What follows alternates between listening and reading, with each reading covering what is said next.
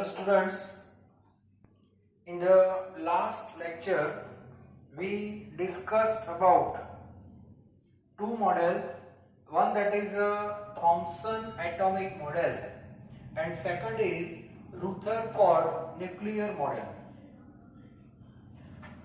और ये दोनों ही जो एटॉमिक मॉडल है वो हमने डिस्कशन कर लिया है। उसमें थॉमसन ने जो बताया था वो थोड़ा क्लियर होना चाहिए। Spherical, then electrically neutral, all positive and negative present in atom and uniformly distributed, and the total mass of atom also distributed। तो ये सब इंफॉर्मेशन थी और वाटरमेलन के साथ उसको कंपेयर करना है। कोई साइंटिफिक रीजन नहीं था, कोई प्रैक्टिकल नहीं था, बस ऐसे ही थॉमसन ने अपना मॉडल दे दिया था। बाद में वो जो मॉडल था वो रुथरफोर्ड का जो एक्सपेरिमेंट था अल्फा पार्टिकल वाला, जो अल्फा स्कैटरिंग, उसके साथ मैच नहीं हुआ था और बाद में वो गलत भी हो गया। और रुथरफोर्ड ने जो एक्सपेरिमेंट किया था उसके जो 3 ऑब्जर्वेशन थे उसके बेस पे उसने एटम को रिप्रेजेंट किया था like this. Atom is spherical, electrically neutral, all positive charge concentrated in center, or you can say nucleus, and negative charge that is around nucleus, and that it means of electron, and this electron continuously rotate on fixed circular path, and this path is known as orbit। तो यहाँ तक हमने पढ़ा है, ठीक है।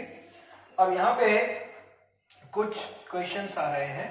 सबसे पहले रुथरफोर्ड ने अपना ये जो मॉडल था उसको कंपेयर किया था किसके साथ? लास्ट में बताया था सोलर सिस्टम, जहां पे यहाँ पे सन है एंड अराउंड सन आपको पता है कि जो पर्टिकुलर ऑर्बिट है वहां पे कुछ प्लैनेट्स ऐसे रोटेट होते हैं।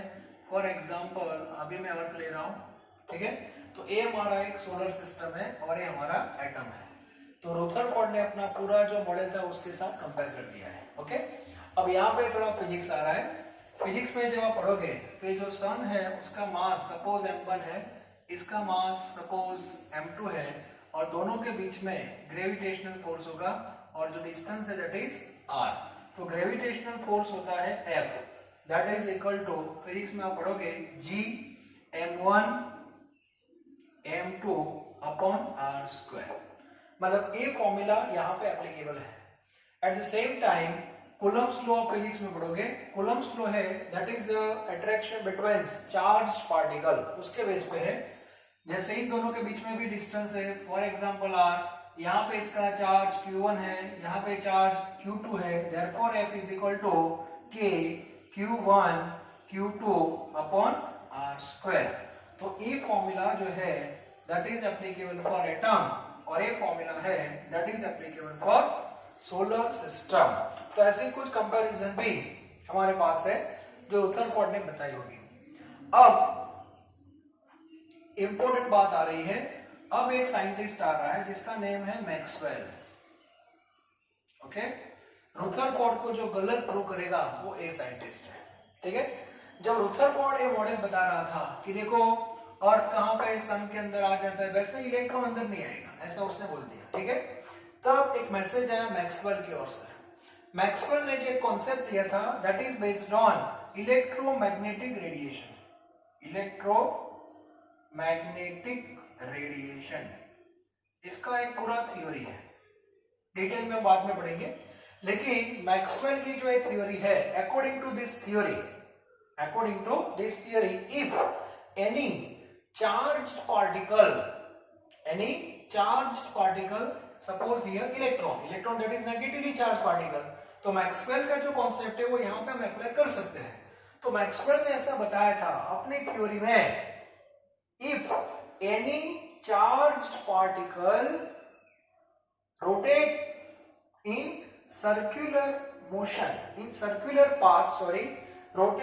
Circular path then it becomes accelerated, मतलब उसकी जो वेलोसिटी है that will कंटिन्यूअसली इंक्रीजेस। और वेलोसिटी जब इंक्रीज होती है तो जो पार्टिकल है, जैसे यहाँ पे इलेक्ट्रॉन है, उसमें से इलेक्ट्रोमैग्नेटिक रेडिएशन क्या होता है, एमिट होता है। यस, इलेक्ट्रोमैग्नेटिक रेडिएशन एमिट होता है। इसका मीनिंग हुआ कि इलेक्ट्रॉन चार्ज पार्टिकल है, वो भी सर्कुलर मोशन में जा रहा है, तो सर्कुलेशन मोशन में जाएगा तो उसकी जो बॉडी है उसमें से इलेक्ट्रोमैग्नेटिक रेडिएशन बाहर निकलेंगे। जैसे सन है, sunlight that is one type of electromagnetic radiation. तो वैसे ही मैक्सवेल ने बताया था कि कोई भी चार्ज पार्टिकल जब मोशन में होता है तो उसकी बॉडी में से इलेक्ट्रोमैग्नेटिक रेडिएशन एमिट होता है। इसका मीनिंग होता है कि सेम कॉन्सेप्ट हम यहाँ पे अप्लाई कर देते हैं, ठीक है। तो इलेक्ट्रॉन की बॉडी में से जब रेडिएशन बाहर निकलेगा तो ग्रेजुअली ये जो इलेक्ट्रॉन है, इलेक्ट्रॉन की जो एनर्जी है, energy of electron that will decrease. और energy of electron decrease, it means this circular path becomes shrink gradually like this, okay, and finally electron entered into nucleus and atom becomes unstable, but actually atom is stable। बात समझ आ रही है?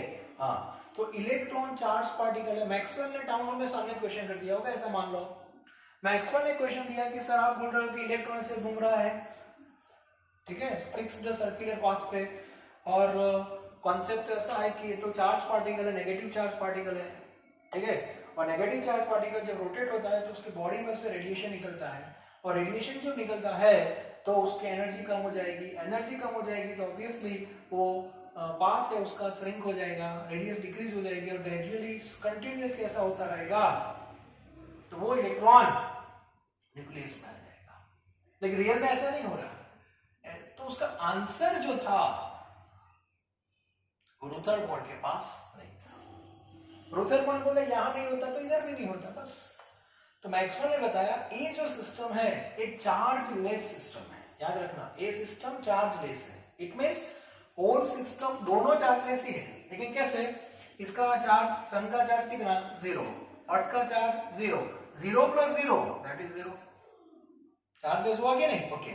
यहाँ पे क्या है, ये भी चार्जलेस सिस्टम ही है, बट डिफरेंस लाइक दिस, यहाँ पे जितना पॉजिटिव चार्ज है, सपोज +10 है तो यहाँ पे -10 होगा, तो +10 - 10 that is 0। Clear? Both system are chargeless, but you can not copy directly. बात समझ में आ रही है? ये सिस्टम भी चार्जलेस ही है, लेकिन दोनों का चार्ज 0 है, 0 + 0 0 हो जाता है।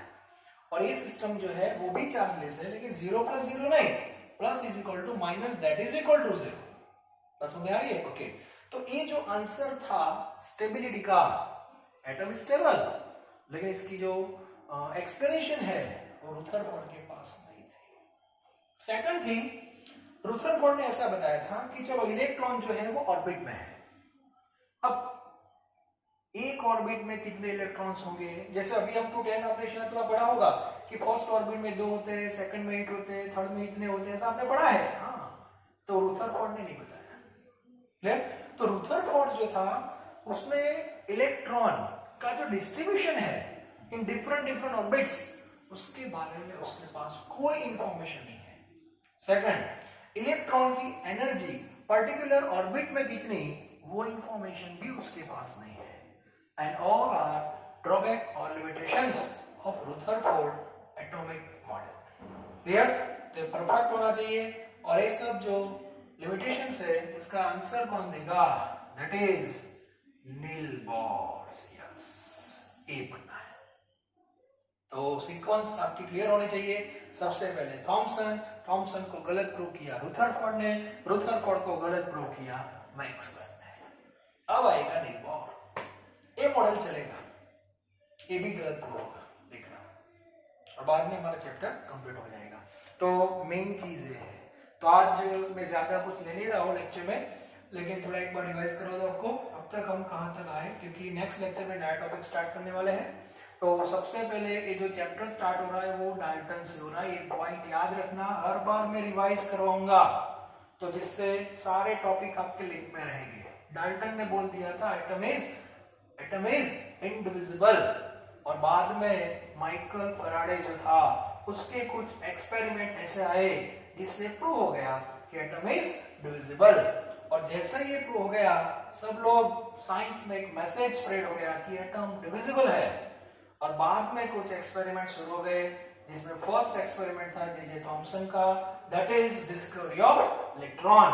और जैसे ही इलेक्ट्रॉन डिस्कवर हुआ, उसमें से इंस्पिरेशन लिया गोल्डस्टीन ने, और बाद में हो गया प्रोटॉन। और प्रोटॉन और इलेक्ट्रॉन कंफर्म होने के बाद एटॉमिक मॉडल स्टार्ट हो गए। न्यूट्रॉन तो बाद में हुआ था, उससे पहले से आ गया था। पहला मॉडल दिया जे थॉमसन ने, रुदरफोर्ड के साथ मैच नहीं हुआ।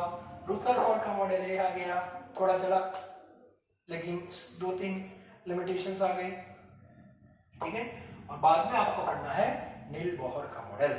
और उससे पहले कुछ 2-3 लेक्चर हमारे रहेंगे, कुछ रेडिएशन क्या है, इसे वर्ड आपके सामने आ गया ना, हाँ, तो इस बारे में आपको पढ़ना है। एटॉमिक नंबर क्या है, एटॉमिक मास, आइसोबार, आइसोटॉप्स, आइसोटॉन, ये सब पढ़ेंगे नेक्स्ट लेक्चर में। तो आज का लेक्चर जो है वो यहाँ तक है, ज्यादा मैं टाइम नहीं ले रहा हूँ, ठीक है। तो एक सेक्शन हमारे यहाँ पे कंप्लीट हो रहा है, उसकी वर्कशीट आपको मिल जाएगी, एमसीक्यू, एसक्यू, जो भी कुछ इंफॉर्मेशन है वो सब आपको पता होना चाहिए। कॉन्सेप्ट शुड बी क्लियर, और लिंक जो है वो पता होनी चाहिए, कौन कौन से साइंटिस्ट इसमें सेट हो रहे हैं। बस ऐसे बोलते जाओ, अपने आप चैप्टर सेट हो जाए। Dalton, Michael Faraday, Thomson, Goldstein, Thomson, Rutherford, Chadwick, चलता रहेगा, ठीक है। Thank you very very much.